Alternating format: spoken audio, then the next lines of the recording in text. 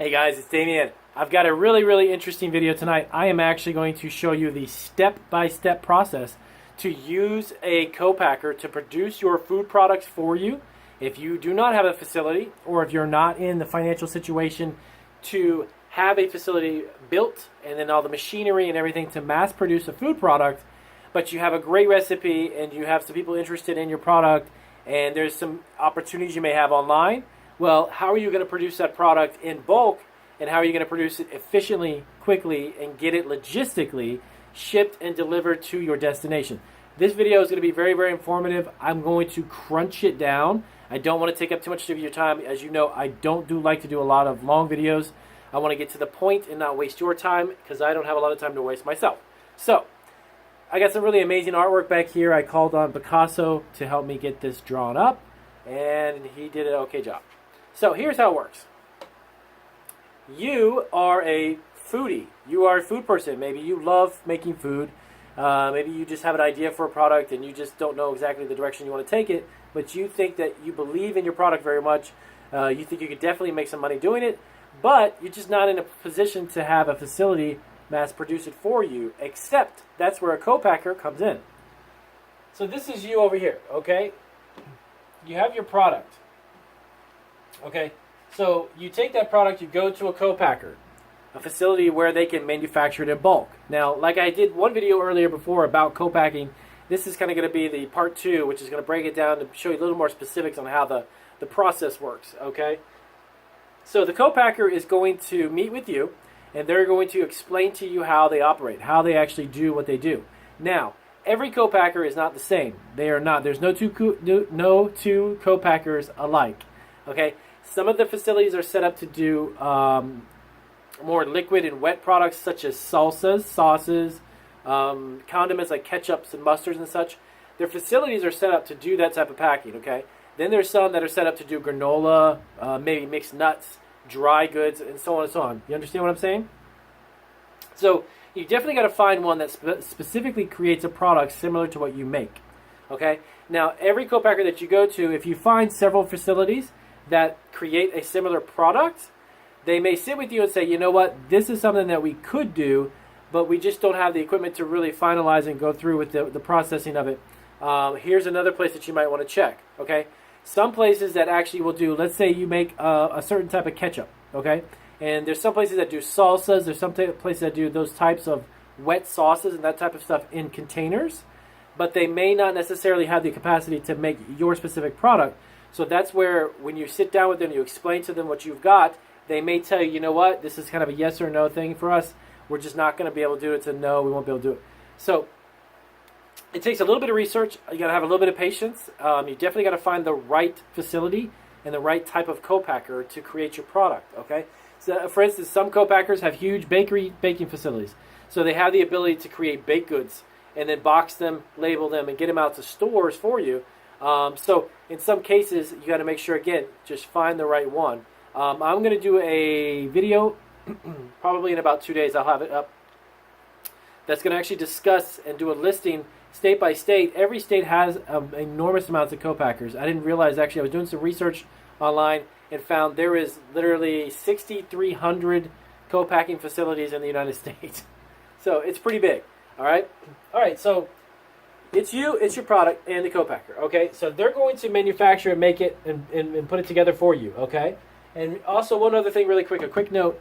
Many of these co-packers have graphic designers, product bag developers, like people who create the types of packaging. Like if you're looking for a new look for your product, maybe you just have a product, but you don't have its right packaging, they could develop the packaging for you too. A lot of co-packers have that, not all of them do.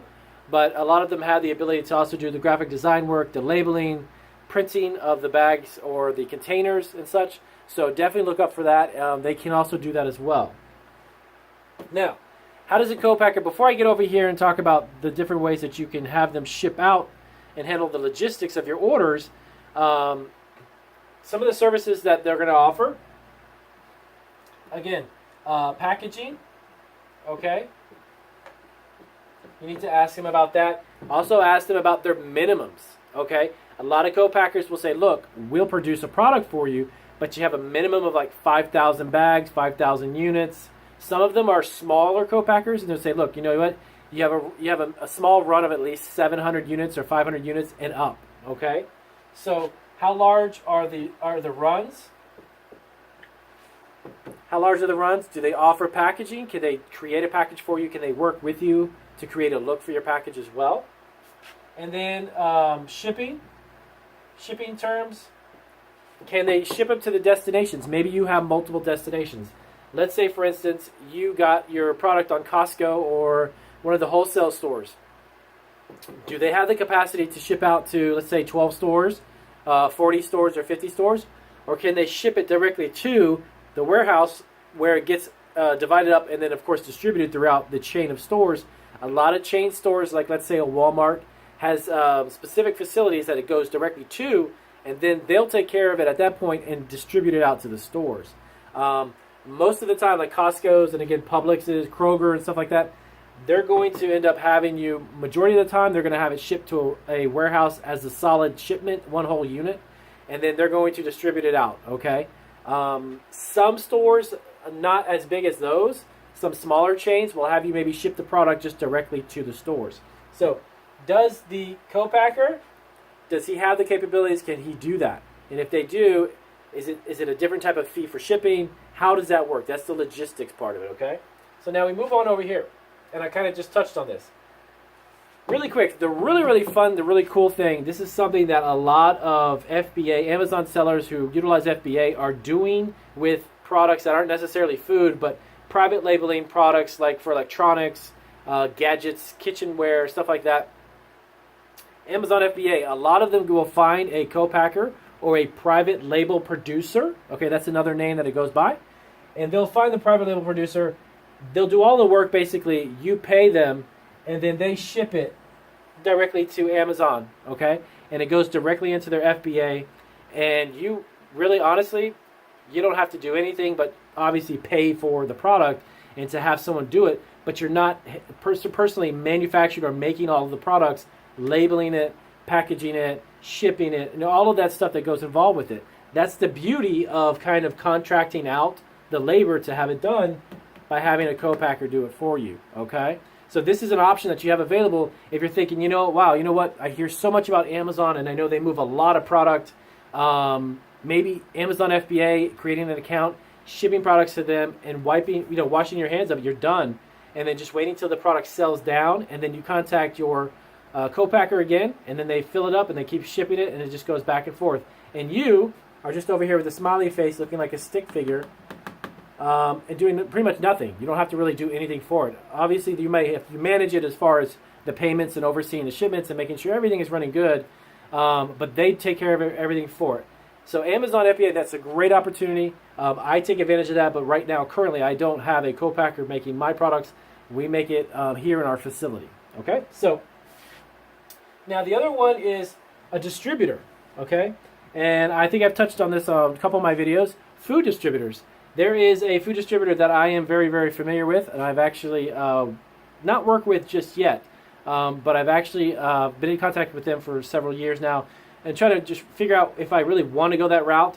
But they are out of Chicago, and they are huge. They have like 7,000 plus clients.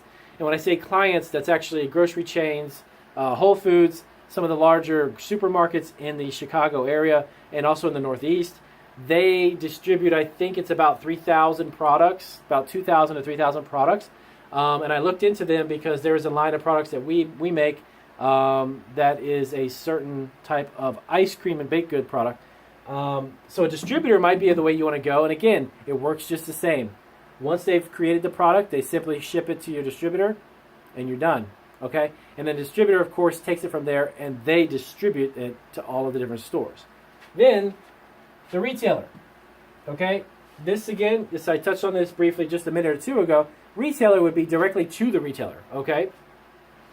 If you don't go to Amazon FBA, you don't go to a food distributor, you can have it go directly to the retailer. So let's just say Walmart agreed to carry your product in 30 stores, and you're in Alabama, okay? They're going to give you a section of Alabama. They're going to give you 30 stores.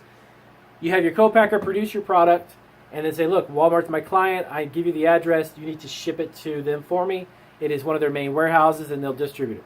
Or they'll say, look, I'm going to give you 30 addresses. I need 5 cases of product produced by my co-packer, then shipped to those 30 different addresses. Again, ask them, your co-packer, you want to check with them and say, look, if I give you multiple addresses, can you ship it to those different addresses? 99.9% of the time, they're going to say, I'll ship it wherever you want. I'm just the guy making it. You give me the address and it's done. But just keep in mind the cost. Traditionally, if you have one big pallet of product and you have 40 or 50 cases on the pallet and it's going to one central location, there's a good likelihood that the shipping is going to be a lot less than if they say, look, I need 1 case to go to 40 different stores. Now you're shipping out to multiple places at once. It may cost you more money. And remember, you're paying the co-packer to produce your product, right? So then from there, you got to keep in mind that if they begin to ship to multiple locations, the shipping may increase and your profit may come down. So all of that is very, very important. And those are the things that you can work out with the co-packer. And you just be honest with them. Say, look, this is the first time I'm making this product. I've got a great product. I believe in it. But at the end of the day, what would you recommend? You're in this business. You're a co-packer. Should I try to offer this through one direct shipment? Should I offer it to shipping to a whole bunch of stores? And kind of weigh out the pros and the cons. Okay? So anyways, a really quick breakdown. I had a few emails and some people asking to kind of get a little more specific about how does a co-packer, when it comes to food, how does it work? How does that actually work? So again, really quick, just you've got your product. They're going to produce it. You got to give them your recipe, by the way. And now, one other thing I want to talk to you about, it's very, very important to protect yourself. 99.9% of the time, actually maybe even 100% to be honest with you, the co-packers have non-disclosure agreements. And what that means is that if you go to them with a specific recipe or process to make something, and your product has something unique about it, make sure that you get that agreement. And what that means is that they're not necessarily going to take it and compete, nor will they take it and sell it or have someone else make it. So they would make money off of your idea. It's really to protect your idea and your product, okay? Non-disclosure agreements, okay? And you want to definitely follow up with them and see what are their policies and what is their contract state about them making a product for you, okay? One thing to know for sure that I know, you cannot actually copyright or patent a recipe. I've actually spoke to the USPTO office, the Patent and Trademark Office in DC.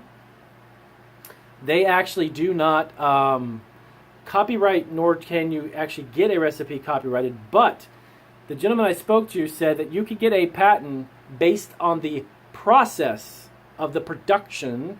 If you are making a product, you could take a recipe, but there's a certain way to produce it. You may, not 100% of the time, but you may have a chance to get the process protected, which will actually, kind of deter a lot of people from stealing the idea. In the food business, it's kind of tricky. There's a really super thin, fine line. So you definitely want to check that out and find out a little bit more about it. So I hope this video explains that to you, whoever it was that actually, handful of my viewers that emailed me and asked me. This is the process on how that works for co-packers. And again, you want to specifically find a co-packer that produces your type of product because they're not all the same.